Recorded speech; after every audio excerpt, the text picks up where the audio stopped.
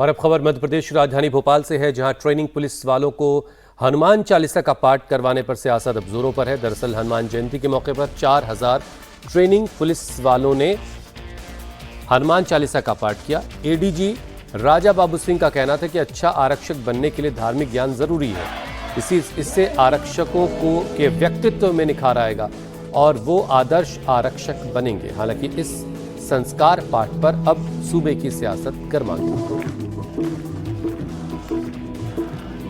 हनुमान जयंती के मौके पर मध्य प्रदेश के पुलिस ट्रेनिंग स्कूल में हनुमान चालीसा का पाठ कराया गया, जिसको लेकर विवाद खड़ा कर दिया गया है। एडीजे प्रशिक्षण राजा बाबू सिंह के आदेश के बाद हनुमान चालीसा का ये पाठ हुआ है। इससे पहले भी गीता, रामचरित मानस समेत दक्षिणामूर्ति स्तोत्रम का भी पाठ कराकर जो एडीजे प्रशिक्षण है राजा बाबू सिंह वो विवादों में रह चुके हैं।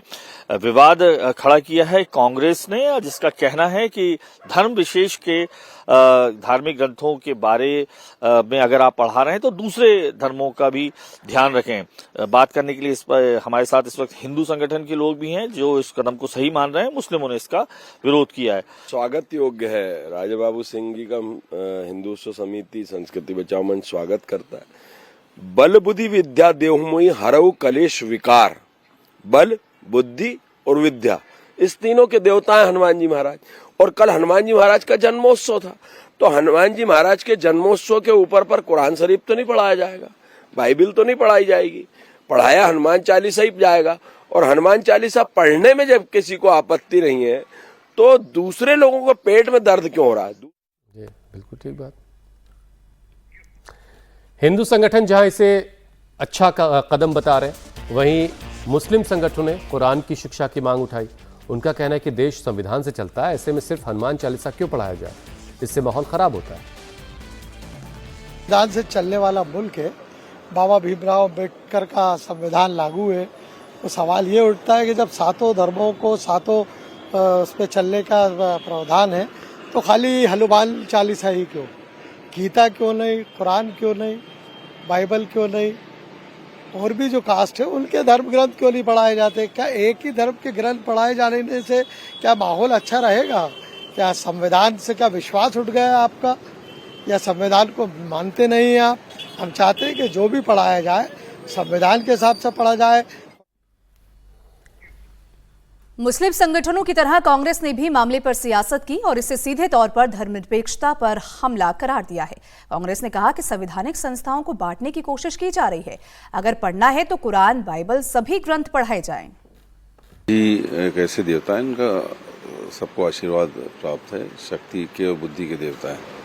लेकिन पुलिस ट्रेनिंग में हम एक ही चीज पढ़ा के, जो बाबा साहब अम्बेडकर का संविधान है, उससे न्याय नहीं कर रहे हैं। पढ़ाना है तो जितने सभी धर्म हैं, सभी धर्मों की कुछ न कुछ पाठ पढ़ाए। बौद्ध धर्म के हैं, आपके इस्लाम के हैं, क्रिश्चियन के हैं, जैन धर्म के, ये सब पाठ पढ़ाए तो लगे कि हर चीज का कुछ न कुछ ज्ञान उनको मिल रहा है। ये बात तो वैसे हो रही है जो अंग्रेजों के जमाने में होता था, भाई लोगों को बांटो। तो मैं सोचता हूं कि ये प्रवृत्ति जो है ये नुकसानदायक है। हालांकि ट्रेनिंग करने वाले आरक्षकों ने इस पहल को अच्छा बताया। उनका कहना है कि ट्रेनिंग की थकान के बाद एक साथ हनुमान चालीसा पढ़ने से अच्छा लगा। इस पर सियासत ठीक नहीं है। 10 महीने से हमारे यहाँ पर ट्रेनिंग चल रही है और जो हम लोग अभी यहाँ पर सब चीज़ें सीख रहे हैं धीरे धीरे, इसमें सबसे महत्वपूर्ण होता है अनुशासन। लोग हनुमान चालीसा का पाठ किए हैं और बहुत अच्छा लग रहा है ये सब देख के कि यहाँ पर कोई किसी प्रकार का कोई ऐसा धर्म टाइप का कुछ नहीं है कि इस धर्म से सबने मिलकर यहाँ पर अपनी तरफ से पूरी प्रयास किया है और हनुमान चालीसा का पाठ किया है। बहुत अच्छा। तो आज हनुमान चालीसा का पाठ हुआ है। ये इस पाठ ने हमारे अंदर जो स्पिरिचुअलिटी और एनर्जी है जो कि हमारे अंदर ऑलरेडी होती है, क्योंकि हमारा प्रशिक्षण जो है वो पूरा बहुत ही हेक्टिक होता है। हम लोग सुबह से उठते हैं और फिर हम काफ़ी थक जाते हैं, लेकिन जो ऐसी एक्टिविटीज़ होती हैं जिससे हम सब में एक अलग ही लेवल का जोश आ जाता है। हम बहुत